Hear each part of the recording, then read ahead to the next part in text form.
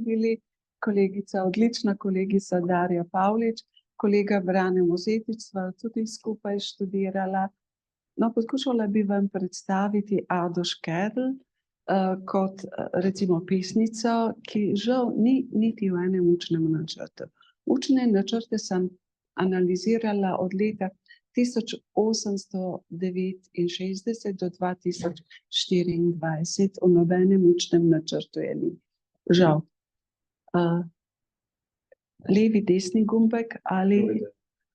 Prosim? Levega. Tako. Ja. Ja. Pardon, a zdaj desnega za nazaj. Ne, to ne moremo. Pardon. Hotela sem pokazati, da pred leti, tako kot je najina spoštovana kolegica Irena Novak Popov naredila res antologijo slovenskih pesnic v 3 delih, delamo tudi antologijo slovenskih mladinskih pesnic, ki ne bi bila v tisku, ampak bo še malo počakala.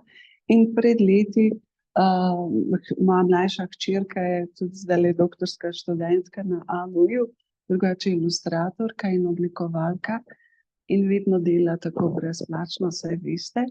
In pred leti smo objavili sliko pesmi, vizualizirali smo likovne pesmi in sem našla to pesem Ade Škerl, ki je večnaslovniška, ima elemente pravljičnosti, recimo temu. Skratka, izpisala sem si, tako kot je treba, zelo sistematično, njeno otroško poezijo ali otroška dela. Mi sicer to poimenujemo mladinska književnost, ni toliko veliko enot, kot bi bilo za pričakovati. Tako kot je kolega Brane omenil, je pa tudi se ukvarjala s prevodi predvsem iz francoščine, pa tudi srbohrvaščine. Njeno prvo literarno delo, v bistvu tukaj temelji ta moj način razmišljanja, ne moj, ampak avtorski, na projektu, ki ga vodi ZRC SAZU, Inštitut za literarne vede in literarne vede. Projekt se imenuje Prostor slovenske literarne kulture, kjer tudi se ukvarjajo z mapiranjem, ker na koncu te bom prosila, da odpreš to spletno stran. In v bistvu, ker sem tudi sama literarna zgodovinarka, me je zanimal ta literarni razvoj, pravzaprav Ade Škerl. Začela je leta 1953, obravnavala sem predvsem knjižne izdaje. Ilustriral je Rudolf Saksida. Zanimivo, da so ji že na začetku jemali kompetence, zamisel in slike. Zadostovalo bi samo ilustracije ali slike, ker knjiga je pravzaprav v domnevnem formatu panjskih končnic. Je pa zelo zanimiva ta zgodba o morskem konjičku in tako naprej. Recimo temu, to je neke vrste mala morska deklica oziroma mali morski deček, ki ga je ubesedila, uporablja moški lirski subjekt, tretja osebna pripoved, fantič in tako naprej. Mogoče so kakšne napake od OCR-a. Tako da je zanimiva, je pa pravzaprav morski konjički, prej, ko je kolega Brane Mozetič omenil tudi pingvine, njihova življenjska strategija je, da samci skrbijo tudi za mladiče. In zato se te slikanice s Tangom Smotrije, ki se definira kot ena izmed prvih slikanic o istospolnosti, se strategijo preživetja interpretira kot istospolnost. Mislim, da je to preozko, če po resnici povem, ampak lahko bi tukaj našli tudi slepi motiv tega, more biti. Drugo delo, ki je zelo zanimivo, ona se je ves čas nekje pritoževala ujetega ptiča tožba, bi lahko rekli, ampak dejansko je Društvo slovenskih pisateljev. Dobila je stanovanje, bila je svobodna umetnica, imela je socialno zdravstveno zavarovanje, izdajala je pri vodilni, recimo mladinski knjigi, to je Eminentna čebelica, knjižna zbirka in tako naprej. Prosila bi vas, da pogledate. ker bomo kasneje videli nekaj zanimivega. Marlenka Stupica, ilustratorka svetovnega slovesa. No, tukaj sem si izpisala, tukaj vmes 20 let razlike. Pravzaprav kako naslovi prve knjižne zbirke in naslovi druge. Poglejmo recimo, jaz sem dala po abecedi. Recimo Maršalu Titu za dan republike, kasneje se to imenuje dan republike.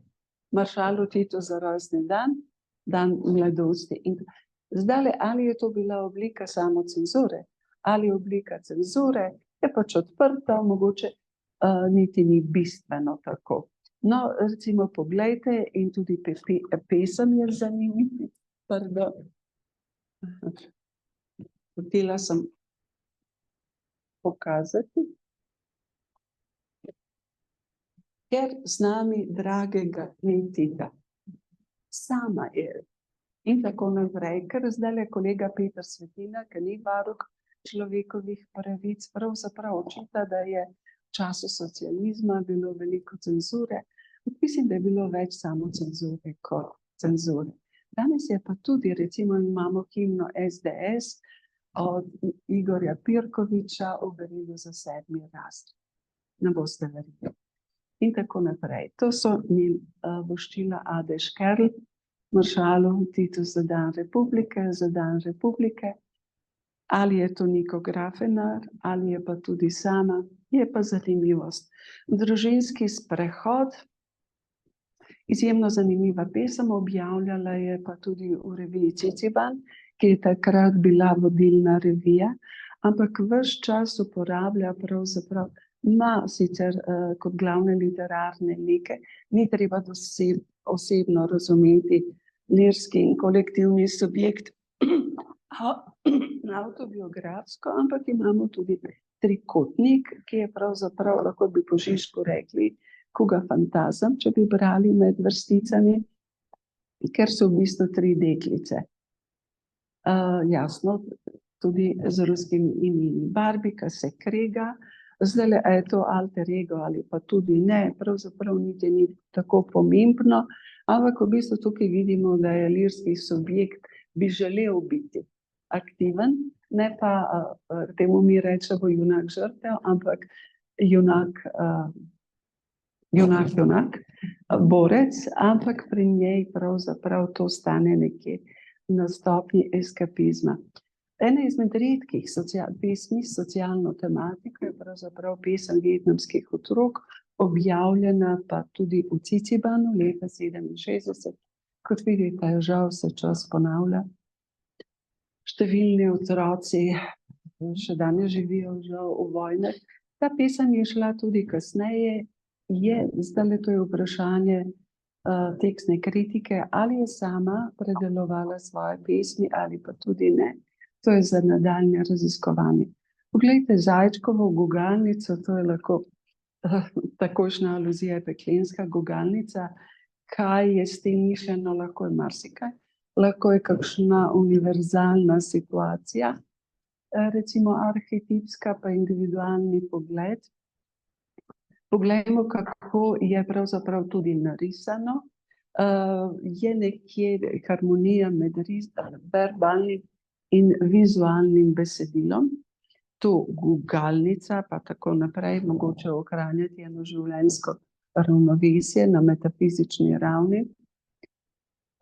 Pismo narisala Tinka Stegovec, včasih so ilustrirale ilustratorke, včasih pa tudi ilustratorji.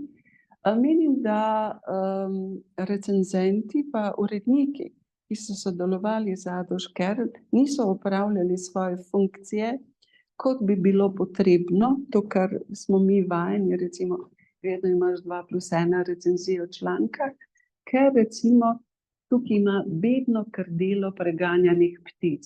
Črna na strani preganjanih ptic ali plahkih ptic, to je metafora za njeno dušo in tako naprej. Te ptice ne morejo biti bedne in tako naprej. Mislim, tako da je včasih uide, se bom kasneje tudi poudarila, kakšna beseda, njene simpatije bi morale biti na strani preganjanih ptic. Ne pa, da jih ona, kot mora biti vsevedna pripovedovalka, pravzaprav tudi sama z atributom beden, tudi diskriminira.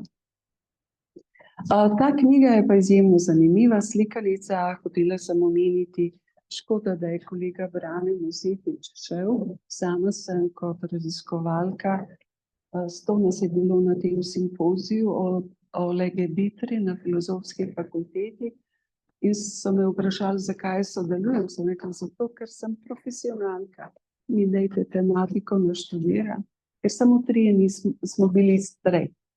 In jaz pravim, da je to napaka katerega koli področja, mislim, da mora biti ravnovesje med insiderji in outsiderji.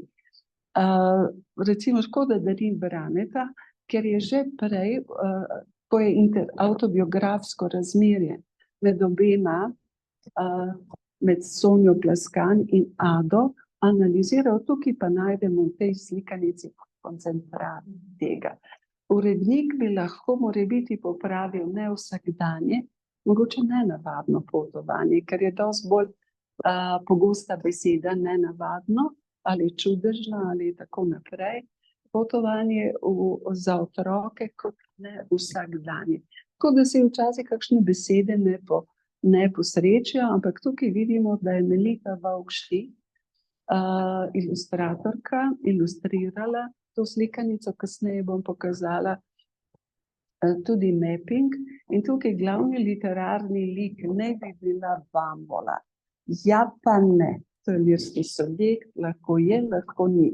Ta bambola ne bi ali ne v fičku vozi miško.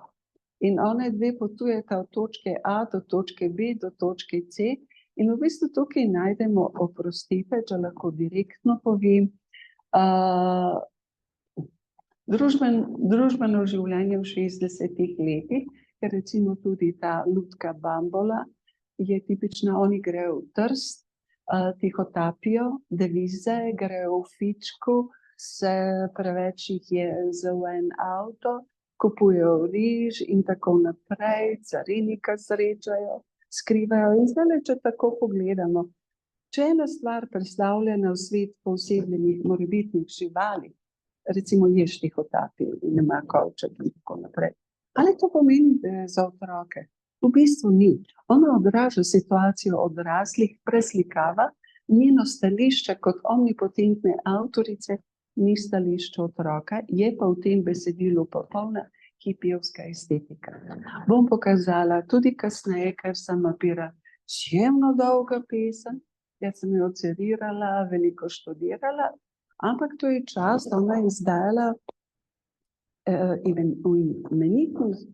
imenitna založba in prestižne zbirke in tudi zbirka velikih slikanic. Ponavadi je bila taka logika, prvo čebelica, in če se je izkazalo, da je slikanica A5 v čebelici uspešna, potem so izdali veliko slikanico. Tukaj pa ni bilo te povezave. A veste, to pomeni, da je brez zamere igrala javno podobo žrtve, v resnici je bila brez zamere privilegirana. Tudi ni veliko recenzij o njenem literarnem delu. Ne vsakdanje potovanje, to sem tudi prej omenila, ima eno pesem za odrasle, mi temu rečemo večnaslovniška crossover, ampak njene crossover pesmi zahtevajo pravzaprav tudi crossover reading, da jih beremo tekst, kontekst, ampak tudi podtekst. In recimo tukaj je tipičen primer, kako cestna svetilka, lahko je to lirski subjekt, ni pa treba, lahko je univerzalna, literarna univerzalija, osamljenost lirskega subjekta in tako naprej, ki je mogoče eskapist, mogoče pa trpi, mogoče rad trpi. In ta cestna svetilka pri njej, lahko bi bila ona alter ego, ni pa nujno, lahko vsak osamljen posameznik, je pravzaprav pasivna. Imamo isti literarni lik pri Svetlani Makarovič, to je Po tepuhi nočna lučka, in ta nočna lučka, svetilka, je aktivna. Skozi išče rešitve, skozi dela napake, ampak pri nočni lučki od Svetlane Makarovič je to dokaz razmišljanja. Ona se uči na svojih lastnih napakah in v bistvu išče rešitve, in pripoveduje, to je v bistvu recimo Tisoč in ena noč, za razliko tukaj, ker pravzaprav je opazovalka na margini življenja družabnega, ampak tudi gre za avtomarginalizacijo. No, poglejmo tukaj tista Zajčeva gugalnica, recimo kako v 80 letih oziroma 21. stoletje ilustracije preglasijo besedilo. In to je splošni trend tudi v vseh berilih za učence. Tukaj v bistvu je prvo pesem Črtomirja Šinkovca in ta zajček pa lisica, ki sta na gugalnici, sta na napačni strani. To je napaka likovnega urednika v reviji Ciciban, pesem je pa na desni strani. No, ampak v bistvu besedilo je sekundarno in to je velikanska škoda. Tukaj je pa ravno ta primerjava, da vidite ravnovesje, kako so včasih etično bolj odgovorni bili in literarni in likovni uredniki, za razliko recimo od danes. Ugotovitev in diskusija, zagotovo so njene pesmi tudi za otroke, ki jih ni tako veliko. Crossover writing, to je termin, znanstveni termin Bettine Kummerling-Maybauer, ki se profesionalno ukvarja in ona pravi, čeprav piše za otroke, otroška poezija, ampak lahko beremo, da je to treba brati crossover reading na 3 nivojih. Otroci bodo brali dobesedno, nekateri bodo pa biografsko, usporednico, paralelizem med pesmijo, med delom in življenjem. Mi, ki se pa že profesionalno ukvarjamo, bomo pa že iskali podtekst, subtekst, pa Žižka, kugofantazem, ali je kaj namigila. In ti namigi se strokovno imenujejo na osnovi teorije Maxa Littija slepi motivi. In ti slepi motivi so najbolj živi. Tukaj je paradoks. Avtor tukaj pa dejansko pove tisto, kar je nezavedno besedeno v jeziku. In uporablja filmsko kamero, ekfrazo je imela zelo likovno pisanje. A veste, da je vizualne slike prenašala, recimo to ne vsakdanje potovanje kot kamero obskura, obrnila je, da je to za odrasle, kakor da je za otroke, in potem je zrcalila svet odraslih kot otroško književnost. Zdaj, a je to otroška književnost ali ni? Njeni junaki na osnovi teorije Vladimirja Propa so bolj junaki ali lirski subjekti žrtve, ne bom rekla, da uživajo, ampak so zadovoljni ali z eskapizmom ali z vlogo marginalca, ni pa junak iskalec, kot je recimo Svetlana Makarovič. Ta je pa skozi išče, pa se učijo. Ali pa Saša Vegri. Saša Vegri je malo kasneje živela, ampak ves čas je na strani otroka. Kar pa ne najdemo pravzaprav pri Adišker, ker ni pisala za otroke. Ona je pisala za odrasle, otroška poezija je bila cover up, ampak ne glede na to je vsekakor vredna literarno-zgodovinskega preučevanja. A lahko prosim odpreva naslednjo? No, to je še enkrat ta pesem o hrepenenju. A lahko to poskušamo odpreti? Jaz sem pa tukaj poskušala to ne vsakdanje potovanje mapirati na osnovi projekta, ARRS projekta, Prostor slovenske literarne kulture. Tukaj profesor Igor Pirtošek, ki se ukvarja z nevroznanostjo. V članku Umetnost in možgani pravi, da smo evolucijsko naravnani k storytellingu. Evolucijsko že iz jam, jaz sem prej omenila, letos 14 dni nazaj smo z mojim Janijem šla pogledati slike v jami Lesko 20 000 stare in slike v jami Ševo 60 000. Kaj je bilo neandertalcu in homo sapiensu, da čutil potrebo po vizualnem storytellingu. Porod je tam recimo narisan. Konji v različnih pozah, da če si z baklo tako delal z lučjo, je bil že animirani film. In to je pravzaprav ta teorija. Imamo evolucijsko potrebo po pripovedovanju in potrebo po narativni osmislitvi sveta. To je pa to, kar književnost je. Mogoče gremo na vsakdanje potovanje,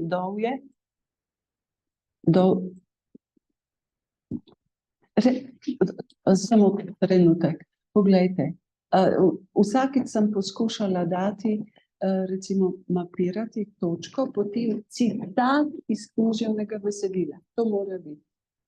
Citat, ki se nanaša, to je prostor v književnosti in književnost v prostoru.